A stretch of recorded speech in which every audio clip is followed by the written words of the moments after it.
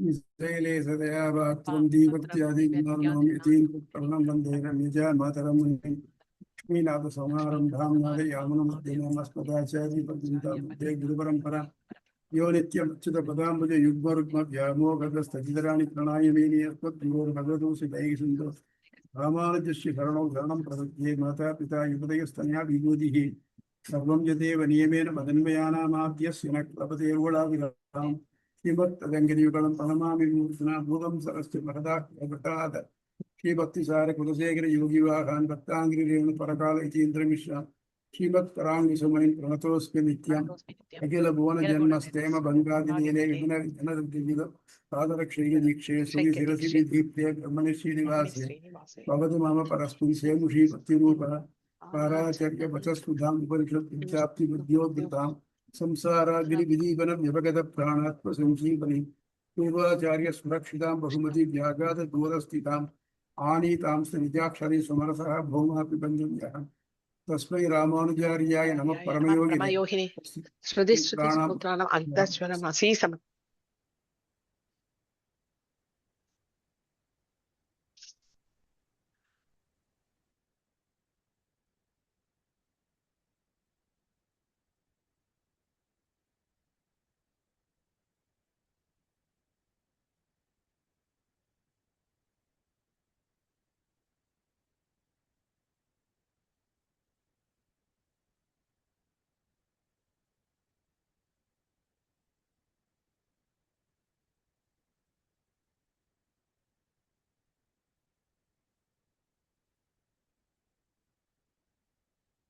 சரி வெற்றி தானே இப்ப சொல்லியா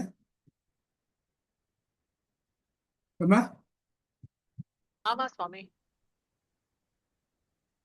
வெற்றி மியூட்ல இருக்கீங்க. ஆரம்பிக்கலாமா சுவாமி? ஆரம்பிக்கும் சேவிச்சுக்கிறேன் சுவாமி.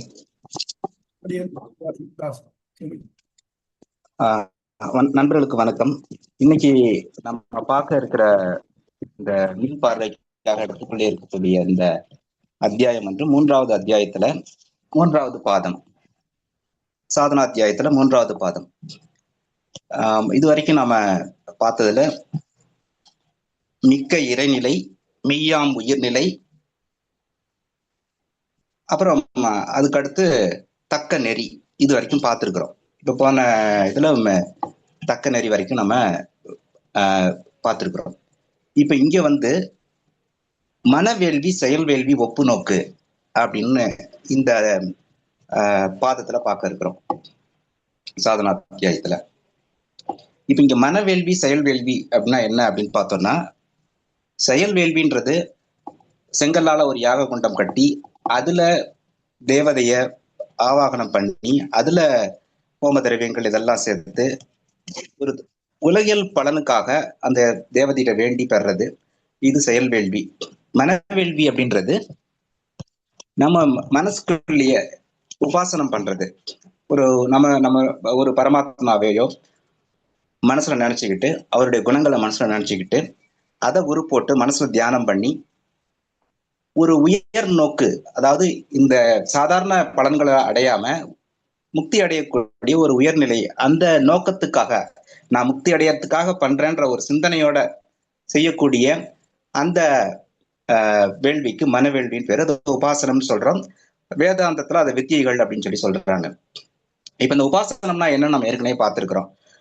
எண்ணெய் ஒழுக்கு போன்ற தடையறாத இடையறாத சிந்தனை, மெடிடேஷன் செய்யறது அப்படின்னு சொல்லி அதை ஏற்கனவே பார்த்திருக்கிறோம். இப்ப இது என்ன ஆகுது அப்படின்னா, இந்த முயற்சியின் மூலம் மனக்கண்ணில் இறைக்காட்சி தோன்றும் அப்படின்றது வரைக்கும் காமனா இருக்கு. இப்ப விசிஷ்டாத்வைதம் என்ன சொல்லுது, இறைக்காட்சிக்கு பின்னும் ஒருத்தன் தொடர்ந்து அந்த உபாசனை செய்யணும்.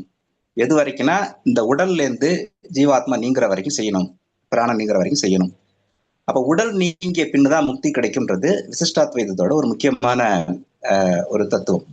இப்ப உடல் இருக்கும் வரைக்கும் வினைகளுக்கு ஆட்படுறதுனாலையும் எஞ்சியுள்ள நித்திய தர்மங்களையோ கடமைகளையோ தொடரணும்.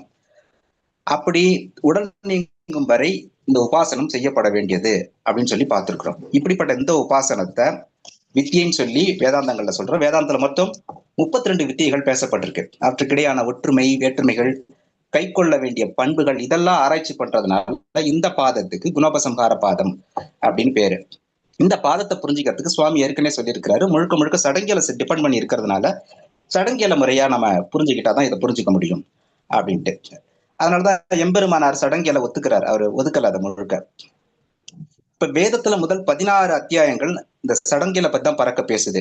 இந்த கடைசி 4 அத்தியாயங்கள் மட்டும்தான் வேதாந்தமான உபநிடதங்களை பத்தி பேசுது. இந்த உபநிடதங்கள்ல தான் வித்தியைகள் வருதுன்னா, இந்த வித்தியைகளை ஒன்றுபடுத்தியோ வேறுபடுத்தியோ அறியவோ அல்லது அவற்றை முழுமையா என்னென்ன பர்பஸ்க்காக பண்றோம், எது வித்யை எது யாக யஜ்னங்கள் ஆகுது அப்படின்னு புரிஞ்சுக்கிறதுக்கு இங்க சடங்கியல் ரொம்ப ஹெல்ப்ஃபுல்லா இருக்கு நமக்கு. இப்ப இந்த முதல் பகுதின்னு சொல்லக்கூடிய கர்மகாண்டம் சொல்லக்கூடிய வேதத்தின் முதல் பகுதியான கர்மகாண்டத்துல உலகியல் பலன்களை மட்டும்தான் பெற முடியும். அதுல அவர்கள் என்ன பண்றாங்க, பிரம்மத்தை ஒத்துக்கிறதுல மீமாம்சகர்கள். ஏன்னா அவங்களை பொறுத்த வரைக்கும் செயலின்றி எதுவும் கிடையாது. ஒண்ணு செயல் செஞ்சா அதுக்கு ஒரு பலன் கிடைக்குது, அந்த பலனை அனுபவிக்கணும், இது அவங்களுடைய நோக்கமா இருக்கு. ரொம்ப கஷ்டப்பட்டெல்லாம் போய் முக்தி அதெல்லாம் போட்டு குழப்பிக்க வேண்டாம். ஒரு வேள்வியை செய்யுங்க, அதன் மூலமா கிடைச்ச இன்பங்களை அனுபவிங்க, திரும்ப பெறங்க, இன்பங்கள் அனுபவிங்க. இது அடிப்படையை வச்சுதான் அந்த மீமாம்சம் போயிது. இந்த பகுதி முதல் 16 அத்தியாயங்களை சொல்லக்கூடியது பூர்வ மீமாம்சைன்னு சொல்றோம். இப்ப இதுல என்னதுன்னா, யார் யார் என்னென்ன தர்மங்களை ஃபாலோ பண்ணணும்ன்றது இந்த பூர்வ மீமாம்சையில கிளியரா சொல்லப்பட்டிருக்கு. இதுல இந்த 1 to 12 அத்தியாயங்களை எடுத்துக்கிட்டீங்க அப்படின்னா, அறம் பொருள் இன்பம் அதை பத்தி பேசுது முதல் அத்தியாயம். அதாவது உணவு உடை மனைவி மக்கள், அப்புறம் மழை பெய்ய வைக்கிறது, அதுக்கான விஷயங்கள், இந்த அறம் பொருள் இன்பத்தை பத்தி பறக்க பேசுது. அடுத்து வேத சொற்களை எப்படி பொருள் கொள்ள வேண்டும், இது நம்ம வேதாந்தத்துக்கு ரொம்ப முக்கியமானதா இருக்கு. அடுத்து பொருளை நேரடியாக விளக்குதல், குறிப்பு மூலம் விளக்குதல், இது நம்ம வேதாந்தத்துக்கு பயன்படுத்துறோம். அடுத்து அடைய வேண்டிய இலக்கு, அதுக்கேற்ப என்னென்ன வேள்விகளை செய்யணும், அந்த தன்மைகள் எப்படி மாறுபடுதுன்றதை பத்தி பேசுது.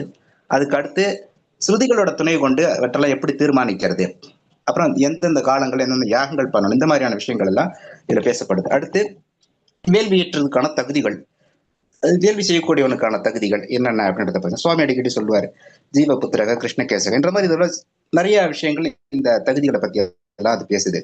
அடுத்ததா 7வது அத்தியாயமா பாத்தீங்கன்னா, பல வேதங்களில் சொல்லப்பட்ட வேள்விகளை ஒப்பு நோக்கிறது. இந்த பகுதியும் ரொம்ப முக்கியமா நம்ம வேதாந்தத்துல இந்த வித்தியைகளை இந்த குறிப்பா இந்த பாதத்துல குணோபசம்ஹார பாதத்துல ரொம்ப உதவியா இருக்கு. இது தவிர சிறப்பு விதிகள், அப்புறம் தெளிவாக காட்டப்படாத யூகிச்சு அறியறது போன்ற கிராமட்டிக்கல் விஷயங்கள், அப்புறம் தெளிவா எதுல காட்ட முடியும் அபர காரியங்களுடைய மந்திரங்கள், அதை பத்தி எல்லாம் இதுல பேசப்படுது. வேள்வி பலனை எப்படி பாதிக்கும்ன்றதை பத்தி பேசுது. அதுக்கு அடுத்து வேள்வியோட செயல்முறைகள், கடைசி அத்தியாயமா லெப்ட் ஓவர் எது சொல்லப்படாது என்னென்னலாம் இருக்கோ அதெல்லாம் பார்க்கிறோம். இது தவிர 13, 16 13ல இருந்து 16வது பாதங்கள் வரைக்கும் 4 அத்தியாயங்கள் இருக்கு. அது சங்கர்ஷண காண்டம்னு சொல்றோம். இதுல இந்த சடங்கிலுக்கான முக்கிய பகுதியான விதி, மந்திரம், அர்த்தவாதம், இது 3 பேசப்படுது. இப்ப விதின்றது இதுக்கு இன்னதை செய்யணும், இந்த பலனை கிடைக்கும், அதனால அதை சொல்றது அது விதி. மந்திரம்ன்றது தேவதைகளுக்கானது, எந்தெந்த தேவதைகளை நம்ம இந்த வேள்வியில வணங்க போறோம் அவங்களுக்கான மந்திரங்கள் என்னென்ன அதெல்லாம் பத்தி பேசுறது. அர்த்தவாதம்ன்றது அது உபயோகப்படுத்தக்கூடிய பொருள்களின் தகுதிகளை பத்தி பேசுறது. இப்படி இருக்கக்கூடிய இந்த வேதாந்தத்தை பூர்வ மீமாம்சையின் முதல் பகுதியை, அந்த பூர்வ மீமாம்சையே எம்பெருமானார் ரொம்ப ஒத்துக்கிட்டு என்ன சொல்றாரு, அது ஒரு வழி மட்டும்தான், அது முடிவு கிடையாது அப்படின்றாரு. அது ஒரு வழியா பயன்படுத்தி அதை கடந்து போகணும், அது ஒரு முடிவா அதை எடுக்க முடியாது, அது சொல்லக்கூடிய பலன் முடிவானது கிடையாது, நிறைவான பலனை நோக்கி போகணும். அப்ப உபாசனை பண்றதுக்கான ஒழுங்குமுறைகள், சடங்குகள், இதெல்லாம் இந்த டிசிப்ளின் இதெல்லாம் நம்ம இந்த சடங்கியல்ல தான் கத்துக்கிறோம். அதுதான் மன கட்டுப்பாடு, உடல் கட்டுப்பாடெல்லாம்னு சொல்லுது. அது உபாசனைக்கு ரொம்ப முக்கியமா தேவைப்படுது. அதனால அதுக்காக நம்ம அதை கை கொள்ள வேண்டி இருக்குது. ஆனால் அவற்றின் பலன் மேல் ஆர்வம் கட்டக்கூடாதுன்றதுல திரும்ப திரும்ப நமக்கு அது சொல்லப்பட்டுட்டே இருக்கு. இப்ப அடுத்து யாகங்கள் பல இருக்கு. அதுல சில யாகங்கள்ல முழுமையா சொல்லியிருக்கு, அதோட ரூல்ஸோ அதோட பலன்களோ அல்லது இயங்கியலோ அது முழுமையா சொல்லப்பட்டிருக்கு. இப்ப இன்னொரு இடத்துல அது முழுமையா சொல்லப்படலை. அப்ப எங்க முழுமையா சொல்லியிருக்கோ அதை அவங்க மற்ற இடத்துக்கு பொருத்தி பார்த்து, இடம் பொருள் பார்த்து அதை அவங்க பொருத்தி எடுத்துக்க முடியும். இதை சர்வ வேதாந்த பிரத்யேக நியாயம்னு சொல்றாங்க. சாகபசு நியாயம் நம்ம சுவாமி நமக்கு நிறைய சொல்லியிருக்கிறார். சோ அது மாதிரி எங்கேருந்து எதை பயன்படுத்திக்கணும், இந்த இயங்குமுறை, சடங்கு முறைகளுடைய இந்த இயங்குமுறை, அந்த சப்ஜெக்டை புரிஞ்சுக்கிறதுக்கான இயங்குமுறைகளை வேதாந்தங்களுக்கு ரொம்ப அடிப்படையா நம்ம பயன்படுத்தணும். அப்படிப்பட்ட இந்த குணோபத சம்ஹார பாதத்துல அப்படிப்பட்ட அந்த சப்ஜெக்ட் கான்டெக்ட் எல்லாம் நம்ம கொண்டு வந்து யூஸ் பண்ண போறோம். இந்த வாதத்தை பொறுத்த வரைக்கும் மொத்தம் 26 அதிகரணங்கள் இருக்கு. இதுல சேலஞ்ச் என்னன்னா அதை ரொம்ப சுருக்கமா சொல்றதுதான். நான் நிறைய கதைகள் அப்புறம் அதுல அந்த அந்த அந்த இடத்தோட அந்த கான்டெக்ட் அது என்னன்னு புரிய வைக்கிறது கொஞ்சம் உண்மையிலே சிரமமா தான் இருக்கு. சுவாமி அதை அழகா நமக்கு செஞ்சுட்டாரு. இன்னைக்கு அதை நான் ட்ரை பண்றேன். இப்போ இதுல முதல் பகுதியான முதல் அதிகரணம் அதை எடுத்துக்கிட்டீங்கன்னா 83வது அதிகரணம் சர்வ வேதாந்த பிரத்யாதிகரணம், அதாவது வித்தியைகள் ஒன்றே எனும் களம். இங்க ஒன்றுக்கு மேற்பட்ட வித்தியைகள் வருது. அதோட பெயர் சில இடங்கள்ல ஒன்னா இருக்கு, சில இடங்கள்ல அதனுடைய பண்புகள் ஒன்னா இருக்குது. இப்படி பல விஷயங்கள்லாம் இருக்கு. இது எல்லாம் ஒன்னா வேறு வேறா, நோக்கம் ஒன்னா இருந்ததுன்னா இது எல்லாம் ஒன்னா வேறா, இந்த மாதிரியான கேள்விகள் இது வருது. இப்போ இதுல 3 விஷயங்கள், முக்கியமான விஷயங்கள் இந்த அதிகாரத்துல பேசப்படுது. இப்போ முதல் விஷயம் என்னன்னு பாத்தீங்கன்னா தகர வித்யாவை எடுத்துக்குது. தகர வித்யா சாந்தோக்கியத்திலயும் இருக்கு, தைத்திரியத்திலயும் வருது. சாந்தோக்கியத்துல என்ன சொல்றாங்க, நம்ம தெரியும் தகர வித்யானா என்னன்னா, இப்ப இதயத்துல உள்ள ஒரு மீச்சல் இருக்கு, அங்க உள்ள இறைவனை அந்த இடத்தோட தொடர்படுத்தி நாம உபாசனை பண்ணணும். மீச்சிறு வெளியில், அதாவது பிரம்மபுரி இந்த உடம்பு, அதுல உள்ள மீச்சிறு வெளியில் உறைவது எதுவோ அதுவே அறியத்தக்கது அப்படின்னு சாந்தோக்கியம் சொல்லுது. தைத்திரியத்துல என்ன சொல்லுதுன்னா, சிறிய தாமரை ஒத்த இடத்தில் தீக்குணங்கள் யாவும் மற்ற அவற்றிற்கு எதிர்த்தட்டாக பரமன் உரைகிறான், அவனுடைய குணங்கள் இப்படிலாம் இருக்கு, இந்த குணங்களை நீங்க உபாசனம் பண்ணணும் அப்படின்னு சொல்லுது. இப்போ இந்த சர்வ வேதாந்த பிரத்யேக நியாயம்ன்றத இங்க அப்ளை பண்ணுனா, அப்போ சாந்தோக்கியத்துல எது பண்புகளை ரொம்ப டீட்டெயிலா பேசலன்னா அப்ப தைத்திரியத்துல இருந்து அதை எடுத்துக்கலாம் அப்படின்ற மாதிரி இருக்கு. ரெண்டு விதியும் ஒண்ணுதான். இங்க உள்ள பண்பையும் அங்க நம்ம கை கொள்ளணும் அப்படின்றது இதுல எம்பெருமானார் புரிய வைக்கிறது. சோ இது முதல் ஒரு விஷயம். ரெண்டாவது விஷயம் என்ன சொல்லுதுன்னா, இதே மாதிரி பண்புகளை வைஸ்வானரன் வித்தியிலையும் பயன்படுத்துறாங்க. இது சாந்தோக்கியத்திலையும் வருது, பிருகதாரண்ய உபநிடத்திலையும் வருது. இப்ப இங்க என்ன ஆயிடுச்சு, நிறைய பண்புகளை சொல்லி இருக்கிறாங்க. ஆனா அந்த பண்புகள்ல சின்ன சின்ன வித்தியாசம் தான் இருக்கு, ஒண்ணு பெருசா பெரிய வித்தியாசம் இல்லை. எனவே அவை யாவும் உபாசனையில பின்பற்றணும். இங்க விட்டாலும் அங்க விட்டாலும் அதை நம்ம மொத்தமா எடுத்து பயன்படுத்திக்கணும், வைஸ்வானரன் சொல்லப்பட்டிருக்கிறது. அப்போ இது எல்லாம் ஒரே வித்தியை தான், இது உபாசனையில கை கொள்ளணும். இப்போ இதுக்கு அடுத்ததா ஒரு முக்கியமான டிஸ்கஷன் வருது. இது அதர்வணம் வேதத்துல வரக்கூடிய முண்டகோபநிஷத்துல இருந்து வருது. இங்க என்ன சொல்றாங்கன்னா, மாற்று கருத்துடர் கேட்கறாங்க, இப்ப சிரோ விரதம்னு ஒண்ணு பின்பற்றுறாங்க அதர்வண வேதத்துல. அது என்ன சொல்லுது, தலையில தீச்சட்டியை வச்சுக்கிட்டு பிரம்ம வித்தியை ஓதுவிக்கப்பட வேண்டும் அப்படின்னு சொல்லுது. அப்ப உங்க சர்வ வேதாந்த பிரத்யேக நியாயப்படி எல்லா பிரம்ம வித்தியைக்கும் நீங்க தலையில தீச்சட்டி எடுத்துப்பீங்களா அப்படின்ற கேள்வி அவங்க கேட்கறாரு. இப்ப இது தேவையில்லை அப்படின்றதுக்கு எம்பெருமானார் சொல்றாரு. முக்கியமான காரணங்கள் அவர் என்ன சொல்றாருன்னா, இந்த சிரோவிரதம் அப்படின்றது பெரும்பாலும் அதர்வண வேதத்துல நிறைய வித்தியாசமான சடங்குகள் வருது. மேபி அந்த இடத்தை தொடர்படுத்தனால அப்படி வரலாம். அதாவது தோன்றின இடங்கள் ஒரு பாலைவனத்துல தோன்றி இருந்தாலோ இல்ல ஒரு ஒரு ரொம்ப வித்தியாசமான சடங்குகள்லாம் இதுல வருது. அதனால எம்பெருமான் இந்த சிரோவிரதம்ன்றது அதர்வண வேதத்துல எல்லா இடத்துலயும் வரல, ஒரு சின்ன பகுதி, ஒரு சின்ன பிரிவுக்கு மட்டும்தான் அது வருது. அதுக்கு மட்டும் தான் அந்த ரூல் அப்ளிகபிள். ரெண்டாவது, பிரம்ம வித்தியைக்கு இது இல்லைன்னு ஏற்கனவே சமாச்சாரோட நூல்ல கிளியரா சொல்லியிருக்கிறாங்க. அதனால இதை போட்டு இங்க குழப்பிக்க வேண்டாம். ரெண்டாவது, அதே அதர்வண வேதத்துல சவஹோமம்னு ஒண்ணு வருது. அது என்ன சொல்றாங்க, அதர்வண வேதத்தை பொறுத்தவரைக்கும் அவங்க ஒரே அக்னியில செஞ்சுட்டு போயிடறாங்க. மற்ற வேதக்காரங்க இதை மாத்தி 3 அக்னியில செய்யறாங்க. அப்போ அந்தந்த வேதக்காரர்கள் என்ன நடைமுறை பின்பற்றுறாங்களோ அதுபடி அந்த பிரம்ம வித்தியை பண்ணலாம். இந்த சிரோ விரதம்ன்றது எல்லா வித்தியைக்கும் தேவை கிடையாது. இது இந்த அதர்வண இடத்துல வரக்கூடிய அந்த ஒரு இடத்துல சொல்லப்பட்டிருக்கிறது மட்டும்தான், ஒரு சடங்கு மாதிரி தான். இது எல்லாத்துக்கும் கை கொள்ளப்பட வேண்டியதில்லை அப்படின்னு சொல்றாரு.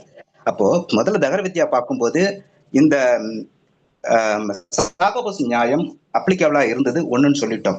ரெண்டாவது, குண மாறுபாடு இருந்தாலும் நோக்கம் ஒண்ணுதான் அப்படின்னு சொன்னோம், அதுவும் வைஸ்வானரன் விதியில ஒத்துக்கிட்டோம். மூன்றாவது, அந்த சாகபோஸ் நியாயம் எங்க ஒத்து வராதுன்றதை எம்பெருமானார் சொல்றது. இது மூணும் இந்த ஒரு பர்டிகுலர் கான்செப்டை வச்சு நம்ம புரிஞ்சுக்கிறோம். அடுத்ததாக அந்யதாத்வதிகரணம், வித்தியைகள் மாறுபடுகளம். இப்ப இங்க என்ன பண்றாங்கன்னா, உத்கீத வித்தியை பத்தி பேசுறாங்க. ஒரு யாகம்னு வந்தா 4 வேதம் ஓதப்படணும். 4 வேதம் வந்துச்சுன்னா அதுல கடைசி பகுதியான உபநிடதம் வரும். உபநிடதம் வந்துச்சுன்னா அதுல வித்தியைகள் வரும். அப்ப யாகத்துல இவை எல்லாம் கூறப்படணும் அப்படின்னு சொல்றதுனால வித்தியைகள் யாகத்துக்கு அங்கம் அப்படின்னு சொல்லி மீமாம்சகர் ஆர்கியூ பண்றாங்க. இதுல சிக்கல் என்னன்னா, இந்த உத்கீதம் 2-3 இடங்கள்ல வருது. அதாவது வேதத்திலையும் வருது, யாகத்திலையும் வருது. அதாவது சாரி, உபநிடத்திலையும் வருது, வித்தியைகள்லயும் வருது, யாகத்திலையும் வருது. இப்ப அதனால வர்ற ஒரு சின்ன குழப்பம் இருக்கு. இது சாந்தோக்கியத்தை இவங்க எடுத்துக்கிற இடம் சாந்தோக்கியத்துல இருந்து சொல்றாங்க. இப்ப சாந்தோக்கியத்துல ஒரு சின்ன கதையும் சொல்லப்படுது. பிரம்மாட்ட போய் புலன்கள்லாம் முறையிடுது, எங்கெல்லாம் யார் உயர்ந்தவர்கள் நீங்க சொல்லுங்க அப்படின்னு சொல்லி கேக்குது.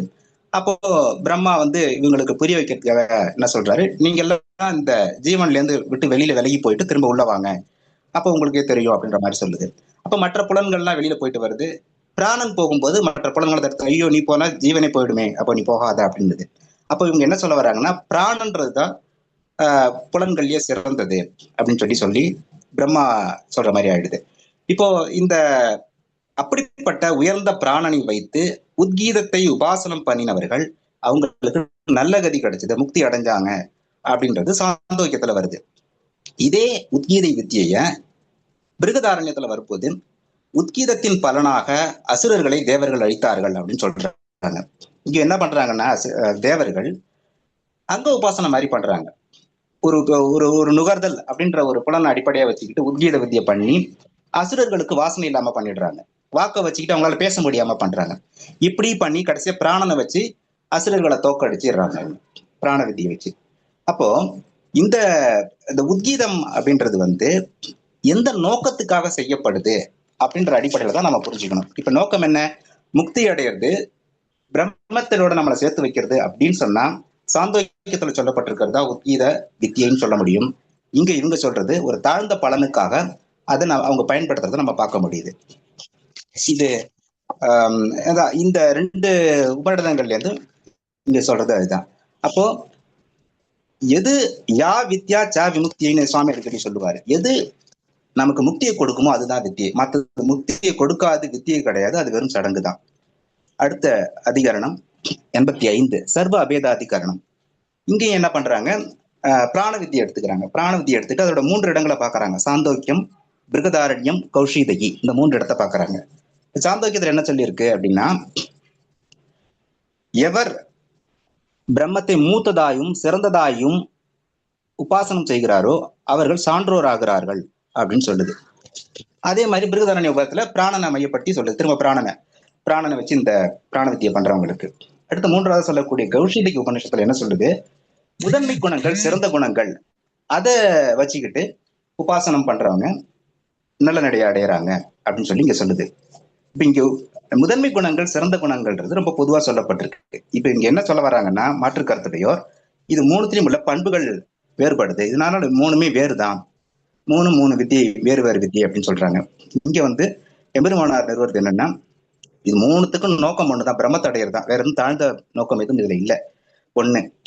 2வதாக முதல் 2 வித்தியை சாந்தோக்கியம் அண்ட் பிருகதாரண்யத்துல சொல்லப்பட்டிருக்கிறது மூத்ததாகவும் சிறந்ததாகவும் சொல்றது இந்த முதன்மை குணம் அப்படின்றதுலயே அடிபட்டு போயிடுது. முதன்மை குணத்திலையும் அதுதான் சிறந்த குணம், முதன்மை குணன்றதுக்குள்ளேயே அது கவர் ஆயிடுது.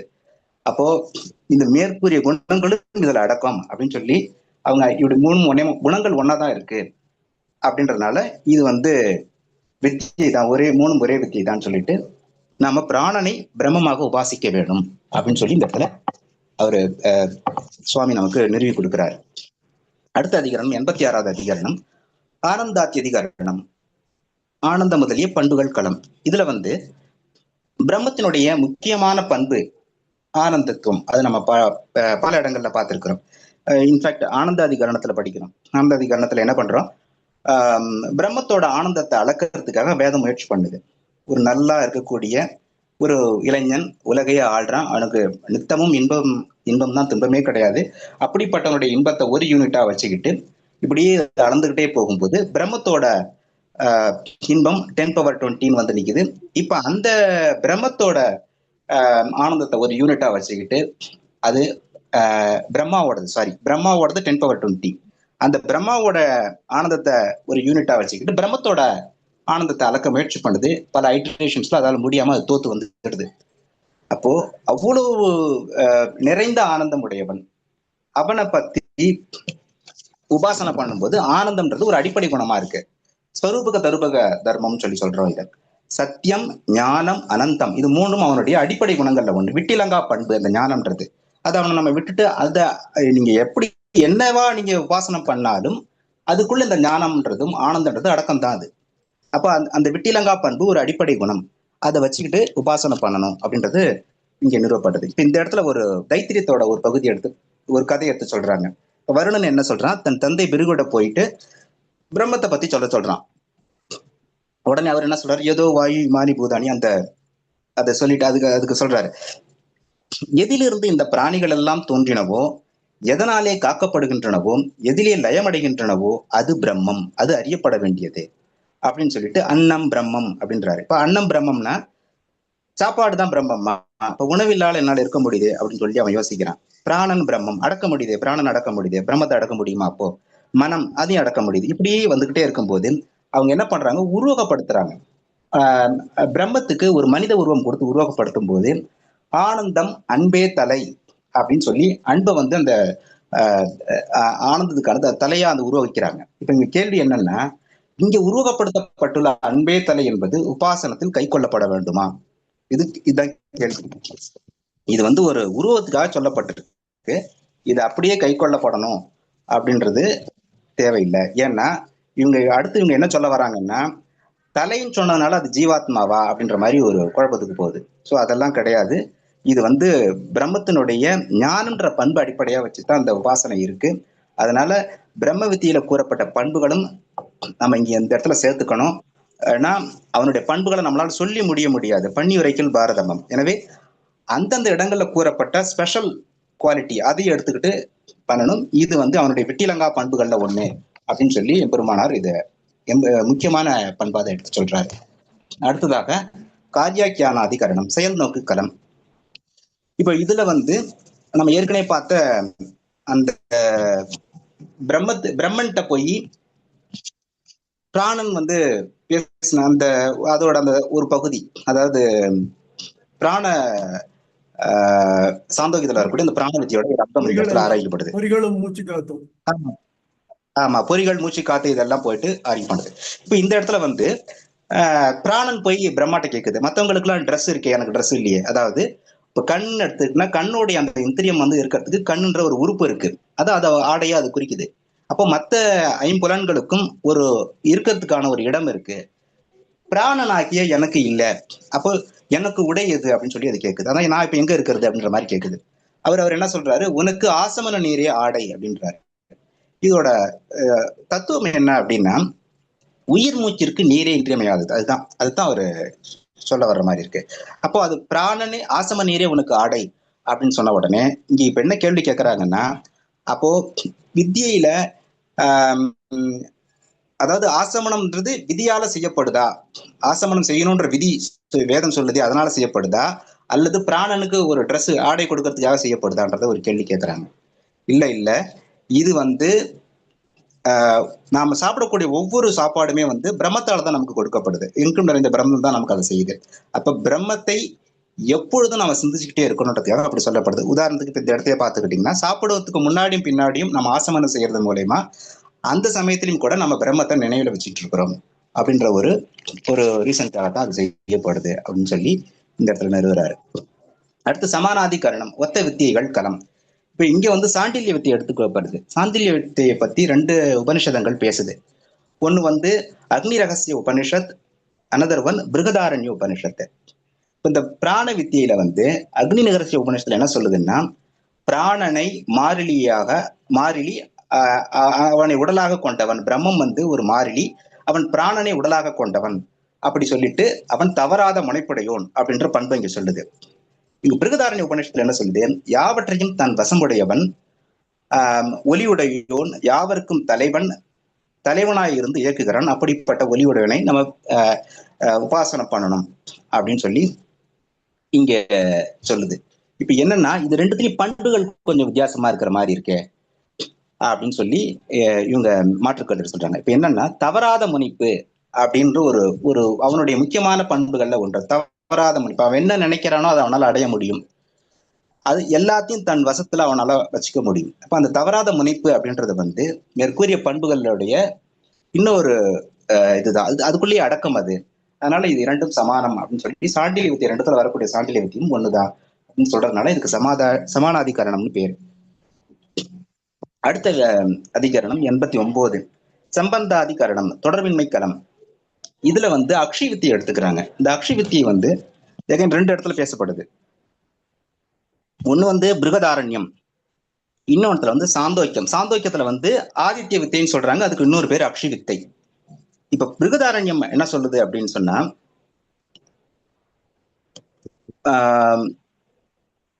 எவன் என்ன சொன்னி வலது கண்ணுல உள்ள புருஷன் அவனை தியானம் செய்து அவனை உபாசனம் பண்ணணும் அப்படின்னு சொல்லி சொல்லுது.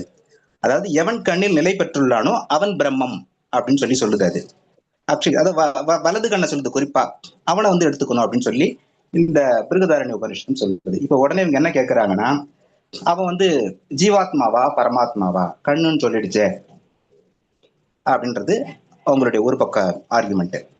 இப்ப சாந்தோக்கியத்துல என்ன சொல்லுதுன்னா, ஆதித்ய வித்தை இன்னொரு பேர் தான் அக்ஷுஷன் பார்த்தோம். இதுல வந்து சூரிய மண்டலம், அந்த சூரிய மண்டலத்துல இருக்கக்கூடிய புருஷன், பொன்னிறமான புருஷன், அவனை வந்து நீ உபாசனம் பண்ணணும் அப்படின்னு சொல்லுது. இப்ப இது ரெண்டு வித்தியையும் வேற வேற வித்தியா ஒரே வித்தியா அப்படின்னு சொல்லி, இது வந்து ஜீவனை சொல்லல, பரமாத்மாவை தான் சொல்லுதுன்னு நம்ம ஏற்கனவே பார்த்திருக்கிறோம். இந்த இடத்துல பெருமானார் தான் சொல்றாரு. ஒண்ணு. ரெண்டாவது, இடம் பேரு வேறையா இருக்கு. ஒண்ணு வந்து கண்ணுல இருக்கக்கூடிய பரமாத்மாவை பத்தி பேசுது, இங்க இருக்கக்கூடிய இடம் வேறையா படுது, அதனால அதனுடைய பண்புகள் மாறுது. ஆதித்ய வித்தியில வந்து சூரிய மண்டலத்துல இருக்கக்கூடியது, அங்க அவனுடைய பண்புகள் மாறுது. அதனால இந்த ரெண்டு வித்தியை, இந்த அக்ஷி வித்தியை வந்து ரெண்டு வித்தியையும் வேறு வேறு வித்தியை அப்படின்னு சொல்லி நிறுவறதுனால இதுக்கு சம்பந்தாதிகரணம் அப்படின்னு சொல்லி பெருமானார் நிறுவுறார். அடுத்த அதிகரணம் சம்பிருத்தி அதிகரணம், திறமை உடைமை களம் அப்படின்னு சொல்லி சொல்லுது. இதுல என்னன்னா, பிரம்மத்திற்கு ஒப்பற்ற வீரியமும் ஒலி உலகும் நிறைந்திருத்தலும் எப்போதும் சேர்ந்தே சொல்லப்படுகிறது. இது வந்து சொல்லப்படுது. ஆனா இது இந்த குணங்கள் வந்து வேற எந்த வித்தியிலும் சொல்லப்படல, வேற எந்த ஒரு வித்தியிலும் இந்த குணங்கள் ரிஃப்ளெக்ட் ஆகல. இப்ப இந்த பிரம்மத்தோட இந்த பண்பு எப்படி எடுத்துக்கிறது, இது எல்லாத்துக்கும் எடுத்துக்கிறதா அப்படின்னு சொல்லி அதுதான் இந்த இடத்துல இருக்கு. இது வந்து எல்லா வித்தியிலும் இது எடுத்துக்கணுமா அப்படின்றது கேள்வி. பிரம்மத்தின் பண்பு திறமை மிக்கது. ஆனா இது முன்னாடி பின்னாடி சொல்லிருக்கிற இடத்த பார்க்கும்போது இது பர்டிகுலரா அந்த இடத்துக்கு ஆப்டா சொல்லியிருக்கிற மாதிரி இருக்கு. அப்போ அது ஒரு குறிப்பிட்ட இடத்தை தொடர்பு பற்றி சொல்றதுனால அப்ப அது தொடர்புடைய உபாசனைக்கு மட்டும்தான் இது பொருந்தும், எல்லா இருக்கிறதையும் எடுத்துக்க வேண்டாம் அப்படின்றது எம்பெருமானுடைய கன்டென்ஷன். இப்ப என்னன்னா, ஆத்மாவில் இருப்பதை தியானிப்போம் அப்படின்னு சொல்லிட்டோம்னா நகர வித்யாலயம் நம்ம போறோம். இப்ப இதயத்துல இருக்கிறோம். அப்ப அந்த இடத்தை நோக்கி நம்ம அதை பாக்குறோம். சூரிய மண்டலம்ன்றது ரெண்டும் வேற வேற இடமா இருக்கு, வேற வேற பண்புகளா வருது. அதனால அது ரெண்டுத்தையும் எடுத்துக்கொள்ள வேண்டிய அவசியம் கிடையாது. இங்க வந்து எந்த இடம் நோக்கி அந்த இடத்துல என்ன பண்பு சொல்லியிருக்கோ அதை எடுத்துக்கிட்டா போதும் அப்படின்னு சொல்லி இந்த எம்பெருமானார் நிறுவறார். அடுத்த அதிகரணம் 91. இதுல வந்து புருஷ வித்யா அதிகரணம். இங்க வந்து புருஷ வித்தியை பத்தி பேசுது. இந்த புருஷ வித்தியையும் ரெண்டு இடங்கள்ல வருது. ஒண்ணு சாந்தோக்கியம், ஒண்ணு தைத்திரியம். தைத்திரிய உபநிஷத்துல என்ன சொல்றாங்கன்னா, புருஷ வித்தியை அதையே புருஷ வித்தியை கை கொள்றவன் வந்து வாழ்வையே ஒரு யஜ்ஞமாக வாழ்ந்தானா அவன் இறைவனுக்கு ஒத்த நிலையை அடைகிறான் அப்படின்னு ஒரு ஸ்டேட்மெண்ட் சொல்லுது. இது சாந்தோக்கியத்துல என்ன சொல்லுது, முதல் 24 வருடம் இப்படி செய்கிறவன் அவன் நோய் இல்லாமல் வாழ்கிறான். மீதி அந்த 44 வருஷம் 48 வருஷம் ஒரு உலகியல் படம்னு சொல்லிட்டு மொத்தம் 116 வருஷம் வந்து அவனால நோயின்றி வாழ முடியும் அப்படின்னு சொல்லுது. அது மட்டும் இல்லாம இந்த இடத்துல வந்து ஒரு உருவகம் காட்டுறாங்க. உடம்பே யாகசாலை, ஆத்மா யாகம் செய்பவர், ஸ்ரத்தை பத்னி, உடல் நெருப்பு, இதெல்லாம் செயல் வேள்விக்கான அங்கங்களா இருக்கு. அதை பத்தி எல்லாம் இங்க உருவப்படுத்தி சொல்றாங்க. இப்போ இது வந்து இது ரெண்டும் வந்து வெவ்வேறா ஒன்றா, வேறு வேறு வித்தியா ஒரே வித்தியா அப்படின்னு கேட்டா நமக்கு கிளியரா தெரியும். எது இதெல்லாம் உயர்ந்த பலனை நோக்கி சொல்றது, எது பிரம்மத்தை அடைவிக்குதோ அது மட்டும் தான் நம்ம வித்தியன்னு சொல்ல முடியும். அப்படி பாத்தீங்கன்னா தைத்திரியத்துல வரக்கூடியதுதான் புருஷ வித்தியை, சாந்தோக்கியத்துல வரக்கூடியது ஒரு தாழ்வான பலன் அல்லது உலகையல் பலனை சொல்லக்கூடியதா இருக்கு அப்படின்றது இந்த இடத்துல நம்ம புரிஞ்சுக்கிறோம். அடுத்து வேதாத்தியதிகரணம், மறைத்துவக்கம் மாறுபடுதல் களம். இப்போ எந்த உபநிடதங்கள் எடுத்துக்கிட்டாலும் அல்லது வித்தியைகள் எடுத்துக்கிட்டாலும் அதுக்கு முன்னாடி ஒரு சின்ன ஒரு கதை பகுதி ஒன்று வருது, ஒரு இன்ட்ரோடக்ஷன் மாதிரி. அந்த கான்டெக்ஸ்ட புரிய வைக்கிறதுக்காக அதுல வருது. சில இடங்கள்ல வந்து பிரேயர்ஸ் வருது. அப்புறம் சில இடங்கள்ல பாத்தீங்கன்னா ஒரு சாபம் கொடுக்குற மாதிரி, கஷ்டங்கள் ஒழியட்டும், எதிரிகள் அழியட்டும், இந்த மாதிரியான ஸ்டேட்மெண்ட்ஸ் எல்லாம் வருது. இப்போ இதையெல்லாம் உபாசனத்துல சேர்த்துக்கணுமா அப்படின்ற ஒரு கேள்வி வருது. மாற்றுக்கருத்தோடு சொல்றாங்க, இல்ல இல்ல இதை எல்லாத்தையும் சேர்த்துக்க வேண்டாம், ஆனா இறை வணக்கத்தை மட்டும் சேர்த்துக்கலாம் அப்படின்னு சொல்லி சொல்றாங்க. எம்பெருமானார் அது இல்ல, அப்படி ஒத்துக்க மாட்டேங்கிறார். அவர் என்ன சொல்றாருன்னா, இந்த இறை வணக்கம்ன்றது வித்தியின் ஒரு பகுதி கிடையாது. அது எந்தெந்த இறைவனெல்லாம் தேடி பிடிச்சி வணங்கன்றதெல்லாம் நம்மளுடைய நோக்கம் கிடையாது. வித்தியில் ஒரு பகுதியே கிடையாது அது. அதனால அது அது மட்டும் இல்லாம இந்த பிரேயர்ஸ் எல்லாம் நீங்க எடுத்து பாத்தீங்கன்னா அதுக்கு கால நேர வர்த்தமானங்கள் இருக்கு. சிலது நைட்ல சொல்லணும், சில பகல்ல சொல்லணும், சிலது காட்டுல சொல்லணும், சிலது அழிவுக்கு ஒரு பலனை பத்தி பேசுது. அதனால இதெல்லாம் நம்ம எடுத்துக்க வேண்டிய அவசியம் கிடையாது. நம்மளுடைய நோக்கம் பிரம்மத்தை உபாசனம் பண்றதுதான். ஸோ அதை நோக்கித்தான் போகணும் அப்படின்னு சொல்லி இந்த மறை தூக்கத்துக்கு அது ஒரு கன்டென்ஷன் எம்பெருமானார் கொடுக்கிறார். அடுத்து 93வது அதிகரணம் ஆண்யதி கரணம், வினை நீங்கல் களம். சில வித்தியைகளுக்கு பலன் சொல்லப்பட்டுள்ளது, சிலதில் சொல்லப்படவில்லை. எப்படி எடுத்துக்கிறது? இந்த இடத்துல சாகபோஸ் நியாயம் பொருந்துமா பொருந்தாதா, இதான் கேள்வி. இப்ப சாந்தோக்கியத்தை எடுத்துக்கிட்டீங்கன்னா, குதிரை தன்னுடைய மேனியில இருக்கிற முடி எப்படி உதறி தள்ளிட்டு போறானோ அப்படி முக்தன் புண்ணிய பாவங்களை உதறி விட்டு போறான். எல்லாம் வித்தியைகள்லாம் நிறைவடைஞ்சு ஒருத்தர் முக்தன் இந்த உடலை நீங்கும் போது புண்ணிய பாவங்களை எல்லாம் உதறிட்டு போறான் அப்படின்னு சொல்லி சாந்தோக்கியம் சொல்லுது. முண்டகோபநிஷத்து என்ன சொல்லுது? பொன்னிறமான உலகை படைத்த பிரம்மத்தை பார்க்கையில் அந்த சான்றோன் நல்வினை தீவினைகளை உதிர்த்து உலகிலிருந்து விடுபட்டு பிரம்மத்தை ஒத்த நிலையை அடைகிறான். இப்ப இவங்க 2 பேரும் புண்ணிய பாவத்தை விட்டுட்டு போறேன்னு சொல்றாங்க. இதுதான் இப்போ ஆர்குமெண்ட். எப்படி புண்ணிய பாவம் விட்டுட்டு போக முடியும்? அது அழியறது இல்லையே, புண்ணிய பாவம் அழியறது இல்லையே அப்படின்னு சொல்லி இதுக்கு எம்பெருமானார் எடுத்துக்காட்டுற இடம் இந்த சாட்சியாயன சாகை சொல்றாரு. உபாசனையில் உயிர் நீர்த்தாள், உபாசகன் உயிர் நீர்த்தாள் அவனுடைய நண்பர்கள் புண்ணியத்தையும் அவனை வெறுத்தவர்கள் தீவினைகளையும் பெறுவார்கள் அப்படின்றது நம்ம பாக்குறோம் அப்படின்னு அதுல இருந்து எடுத்துக்காட்டுற எம்பெருமானார். அடுத்து கௌஷிதி உபநிஷத்திலையும் சொல்லியிருக்கு, அவனுக்கு பிரியமானவர்கள் புண்ணியத்தையும் இடைஞ்சல் செய்தவர்கள் பாவத்தையும் அடைகிறார்கள் அப்படின்னு சொல்றதுனால இந்த மாற்று கருத்துடைய புண்ணிய பாவம் அழிவதில்லை அப்படின்றது எம்பெருமானார் புரிய வைக்கிறாரு. அடுத்து இந்த இந்த இது இருக்கு இல்லையா, புண்ணிய பாவங்கள் நீங்கி. வெற்றி ஒரு நிமிஷம் சொல்லுங்க சுவாமி. பஞ்சாகிரி வித்தியில பார்த்தோம். அங்க போய் தேவர்கள் போய் நன்மையில புண்ணியத்தை அனுபவிச்சவன் திரும்பி இங்க வரைச்சி கண்களோட வரான்னு கொஞ்சம் வெளியோட வரான்னு. என்ன வினைனாக்க சஞ்சித கேட்பான், எத்தனையோ பிறகுல படம் செஞ்சதை கேட்பான். ஆக வினையானது எத்தனை பிறவியானா அடியறதுலேயே தெரியுது. அப்படி இருக்கச்சே இப்போ இவன் முக்தனுக்கு போச்சு வினையெல்லாம் அழிஞ்சு போடுதுன்னு சொல்றீங்க. அப்ப இந்த அழிஞ்சு போட்டா அந்த வினை எங்க போறது? மற்ற நேரத்துல மற்ற பேருக்கு வினை அழியுதுன்னு சொல்றச்சே, முக்தனுக்கு மட்டும் வினை அழிஞ்சு போடுதுன்னா அது எங்க போகுது அப்படின்னு கேட்கு. அப்ப என்னன்னாக்க எவன் அவனுக்கு அனுகூலமா இருந்தானோ அவனுக்கு நன்மைகள்லாம் இவனுடைய புண்ணியங்கள்லாம் போய் சேருது. எவன் எனக்கு இடைஞ்சலா இருந்தானோ அவனுக்கு பாவங்கள்லாம் போய் சேரும். ஆகவே வினைக்கு அழிவு இல்லை, அது பகவானுடைய கிருப்பையினால என்னாரும் இது மாதிரி 2 பேருக்கும் பகிர்ந்து கொடுக்கப்படுகிறது அப்படிங்கிறத இதனுடைய. ஆமா. சோ அப்போ இங்க வித்தியினுடைய பலன் எல்லா வித்தியைகளும் எடுத்துக்கணும். எல்லா வித்தியைக்கும் இந்த பலனை நம்ம பொருத்தி பார்த்துக்கணும். அவன் மோட்சம் போறதுக்கான அந்த விஷயத்தை இது எல்லா வித்தியைகளுக்கும் பொருந்தும், அப்படி எல்லா வித்தியைகளும் எடுத்துக்கொள்ள வேண்டும் அப்படின்னு சொல்லி பெருமானார் நிறுவறார். அடுத்து சாம்பராய அதிகரணம் உடல் நீங்கு காலகலம். இதுல 2 இடங்கள்ல பேசப்படுதுங்க. கௌஷிதகி உபநிடதம் அப்புறம் சாந்தோக்கியம். கௌஷிதகில் என்ன சொல்றாங்கன்னா, விரஜா நதியை அடைந்து தாண்டுகிறான், அப்பொழுது வினைகளை உதறி விடுகிறான். யாரு? ஜீவன் முக்தன் அடைஞ்சு முக்தி அடைஞ்சு போகும்போது விரஜா நதியை தாண்டுறான், அப்போ அவனுடைய வினைகளை எல்லாம் உதறிட்டு போயிடுறான். சாந்தோக்கியம் என்ன சொல்றது? உடல் நீங்குகையிலேயே குதிரை ரோமங்களை உதறுவது போல் தன் வினைகளை நீக்கி விடுகிறான். இப்போ உடல் நீங்குகையில போகுதா இல்ல விரஜையை தாண்டுகையில போகுதா? இதுதான் இங்க கேள்வி. இப்ப உடல் நீங்கிடுச்சுன்னா அந்த நுண்ணிய ஆத்மா எப்படி வைகுண்டம் வரைக்கும் போய் சேர முடியும்? மேல இறைவன் பிரம்மம் வரைக்கும் அது எப்படி போய் சேர முடியும்? அப்போ அதுக்கு பகவான் தன்னுடைய உபாசனையில மகிழ்னால பகவான் அதுக்கு ஒரு நுண்ணுடல் கொடுக்குறான். அந்த நுண்ணுடலை வச்சுக்கிட்டு தான் அது போகுது, ஒரு ஷட்டில் அது. அப்போ அந்த பிரஜ நதியை தாண்டும் போது அந்த நுண்ணுடல் அழிஞ்சு போயிடுது.